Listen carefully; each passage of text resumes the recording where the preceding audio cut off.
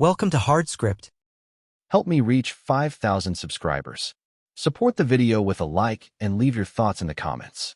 I came back from the shoreline holding 2 iced coffees from Dunkin', and before I even reached our setup on the sand, I saw my wife lying on her stomach while Ryan knelt beside her, rubbing sunscreen across her back like he'd been doing it for years. The rest of our Costco group watched with an awkward mix of amusement and confusion. She didn't look at me, didn't pause, didn't shift her towel. She just laughed at something he said, tossed her hair, and let him keep going. For a second, it felt like someone had hit mute on the entire beach.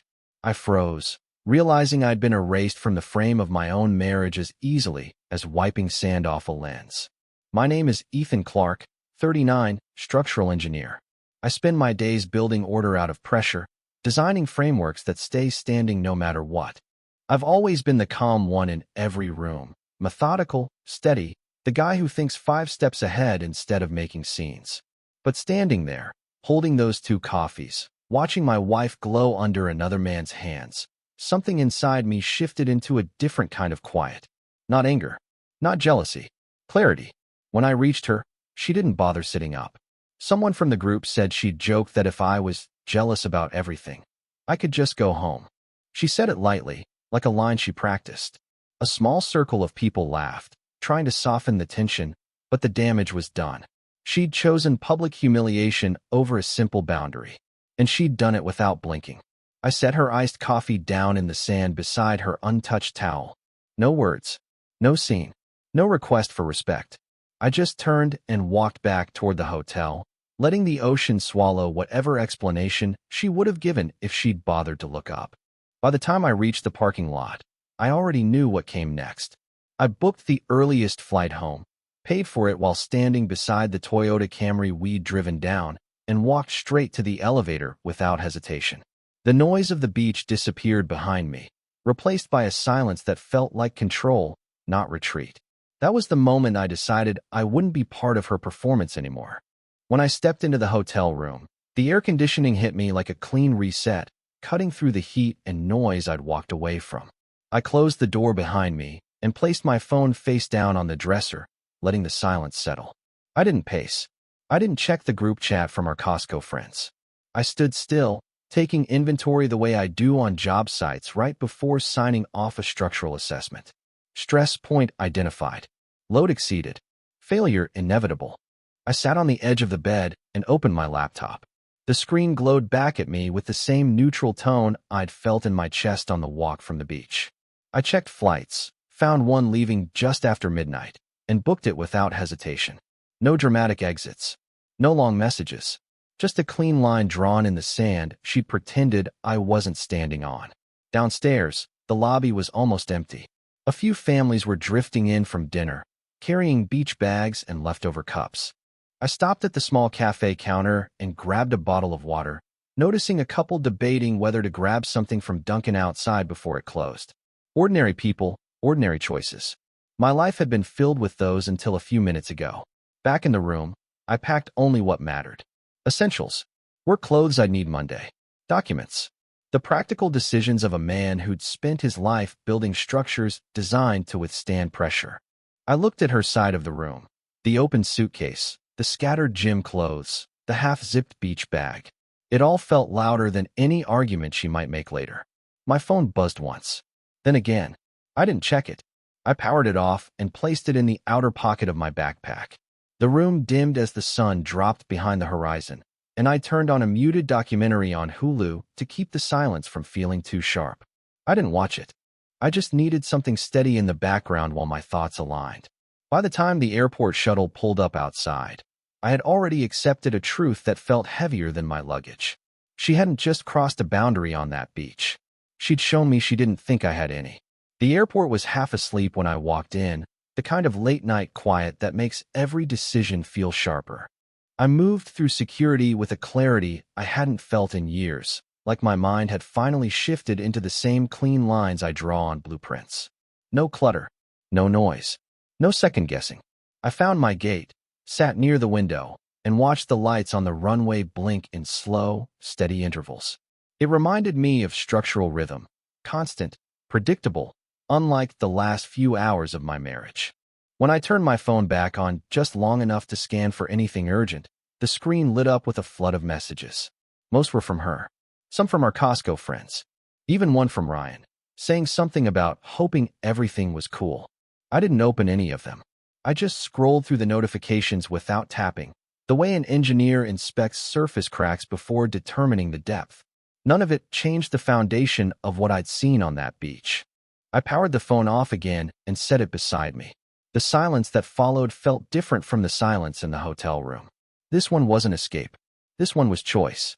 When I boarded, I took a window seat and let a documentary run silently on Hulu, more for background rhythm than distraction. Outside, the runway lights stretched into a path of clean geometry. For the first time in a long time, I didn't feel rushed or reactive. I felt like I'd stepped into the blueprint of my own life instead of hers. When the plane landed hours later, the morning light was faint, a thin line across the horizon. I grabbed my bag, walked through the quiet terminal, and stepped into a rideshare without checking my phone. The driver kept to himself, the car humming softly, and I watched familiar streets glide past the window as we approached home. Inside the house, everything was exactly as we'd left it. Keys in the bowl, her sneakers by the door, a half-finished protein drink on the counter. I set my bag down and exhaled slowly, the way I do before running a stress test. This wasn't running away. This was the first time I'd ever walked toward myself instead of her. I didn't sleep that first morning back home. The house felt strange without her energy buzzing through it, almost like the air itself was waiting for something to happen. I brewed coffee, stood at the kitchen window, and watched the quiet street settle into its usual rhythm. A few neighbors walked their dogs. A delivery truck eased past. Normal life, steady and predictable, moving forward whether I joined it or not. I found comfort in that. Engineers rely on patterns, and the morning gave me one. I turned my phone on only long enough to check for true emergencies. The screen lit up with notifications from the Costco group, mostly confusion and half-hearted concern. A couple of them asked if everything was okay between us.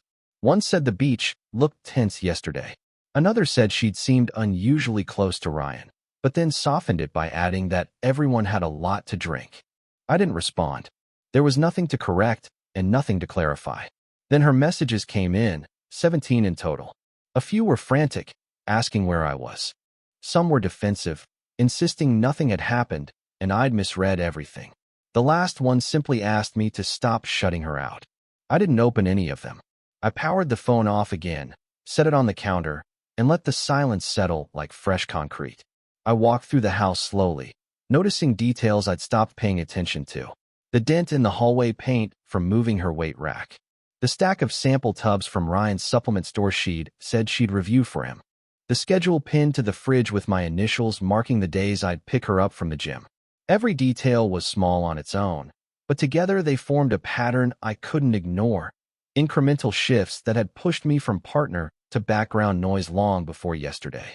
Later, I drove to Home Depot, not because I needed anything, but because the aisles made sense to me.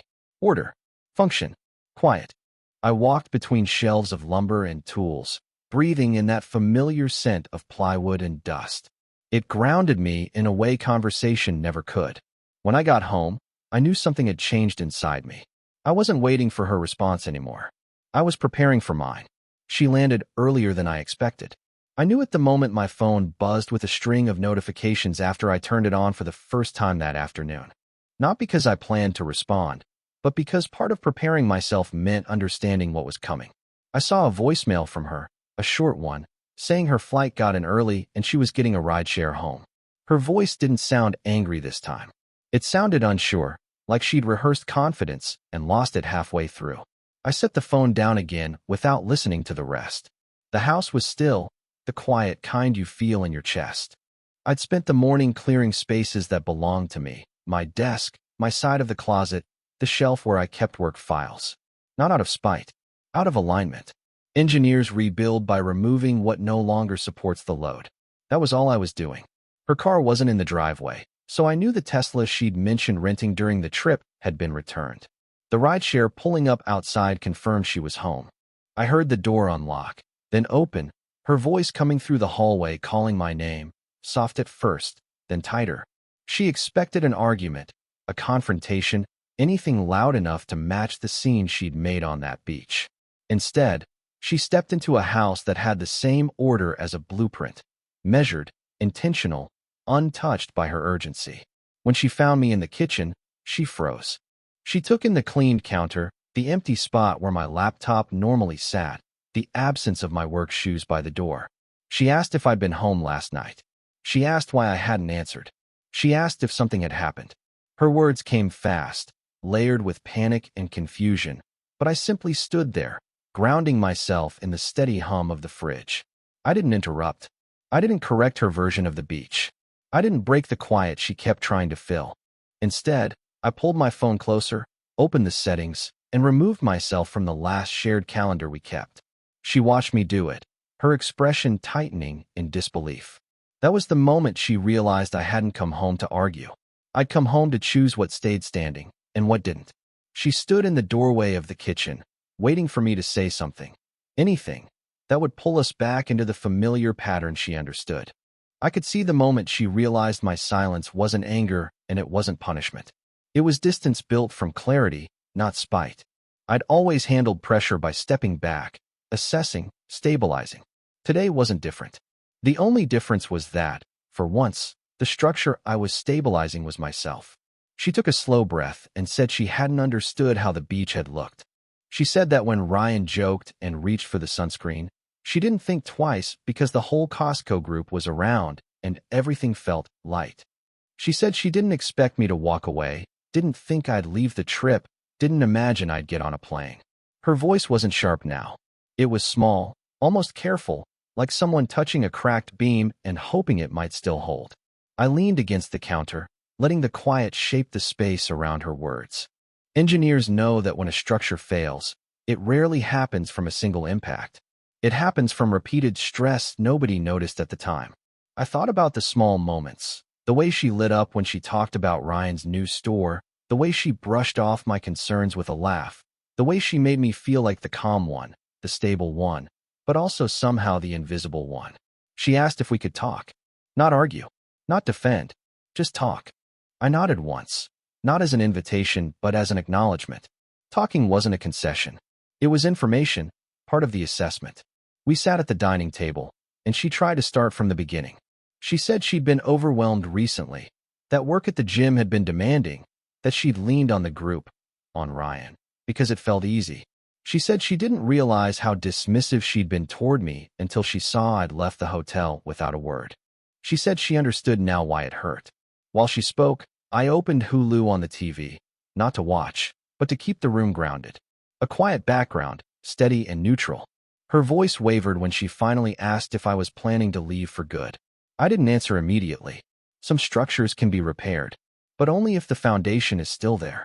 She waited for my answer like it was the last stable piece of ground she had left, but I wasn't ready to give her anything absolute.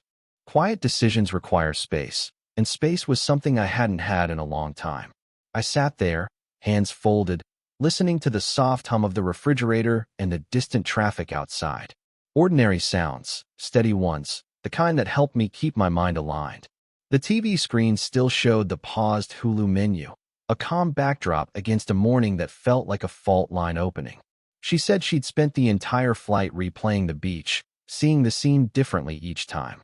She said at first she didn't understand why I'd left, then she imagined how it must have looked, her laughing, Ryan leaning in, the whole group watching like it was some harmless joke. She said she felt embarrassed now, not because of the group, but because she hadn't read the moment the way she should have. She said she didn't want me to feel invisible. I let her speak without interruption, not as a tactic, as clarity. I glanced at the calendar on the wall, the same one where she'd marked her gym events and our Costco weekends with friends. The next trip was circled, a date we'd planned months ago. It felt like a reminder of a version of us that had drifted without either of us naming it. She followed my eyes and her voice softened. She said she knew things hadn't felt balanced lately. She said she'd leaned on others too much. She said she understood now that connection isn't supposed to replace partnership.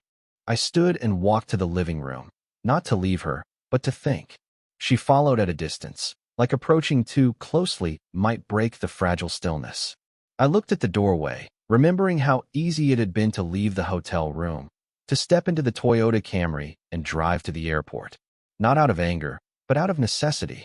She asked again, quieter this time, if I was done, if what we had could still stand.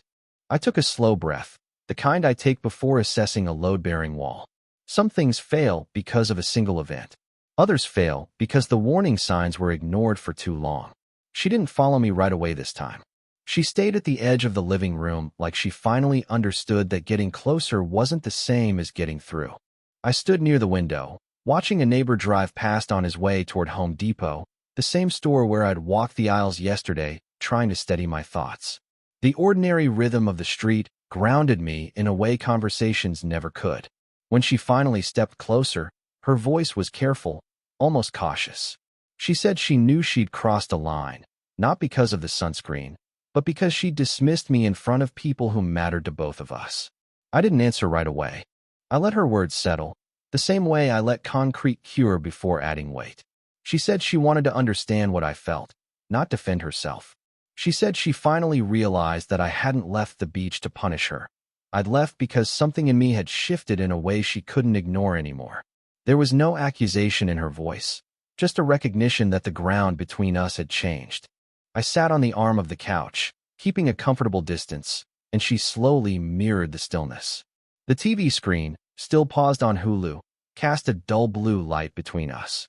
She said that when she saw the Toyota Camry still in the garage at the hotel, she assumed I'd gone for a walk, maybe to cool off. She said she hadn't understood I'd chosen space. Not escape, not retaliation, just space to breathe and think. Her voice wavered when she admitted she'd talked to one of our Costco friends on her way home. He told her I'd looked hurt the second Ryan put his hands on her back. He told her the group noticed she brushed me off. She said hearing it from someone else made everything click in a way it hadn't on the beach. I took a slow breath, grounding myself in the quiet. She asked if there was still something left to rebuild. Not demandingly, not desperately, just honestly.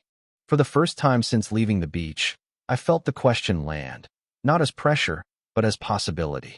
I sat there for a long moment, letting her question sit between us like unfinished framing, something that could become a structure or collapse into debris depending on what came next.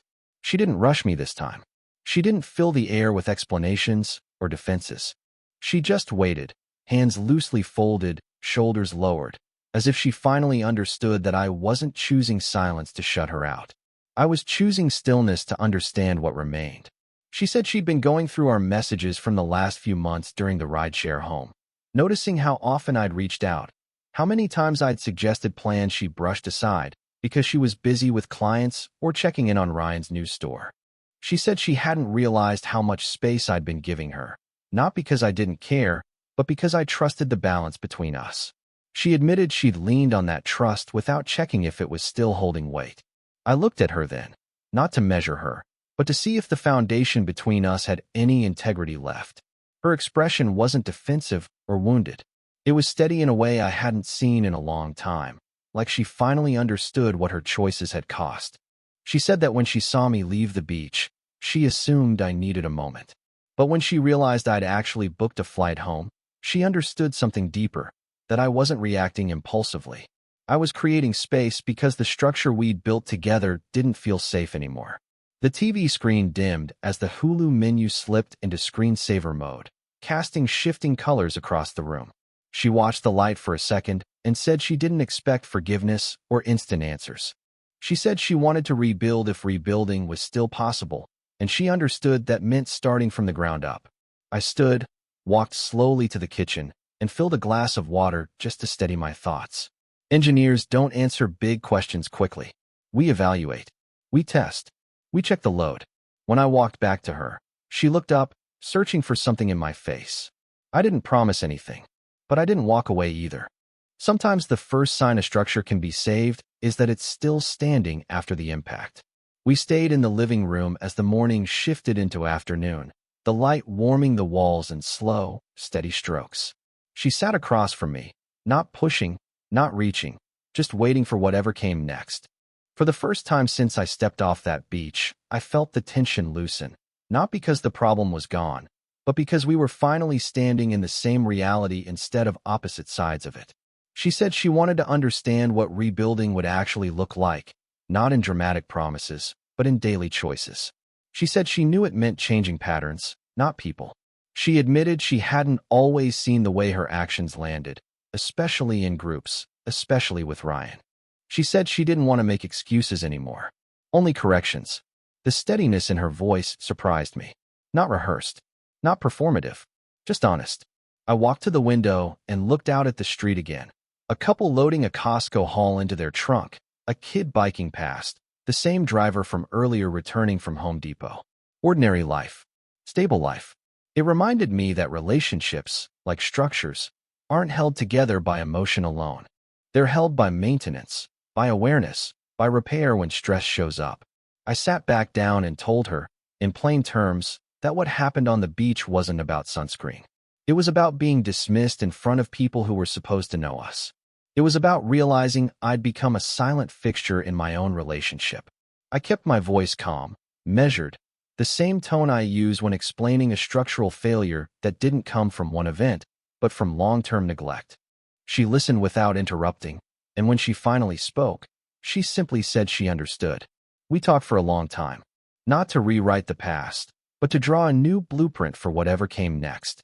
Boundaries, respect, awareness, checking in before cracks widen. Nothing dramatic, just practical, human adjustments. When the conversation finally slowed, she asked if I was willing to try, not to pretend nothing happened, but to rebuild with intention. I looked at her, at the effort in her expression, at the stillness in mine. I nodded once, not as a guarantee, as a beginning. Some structures don't survive collapse. Others get stronger because of it. Support the channel by liking, commenting, and subscribing. I promise even more interesting stories.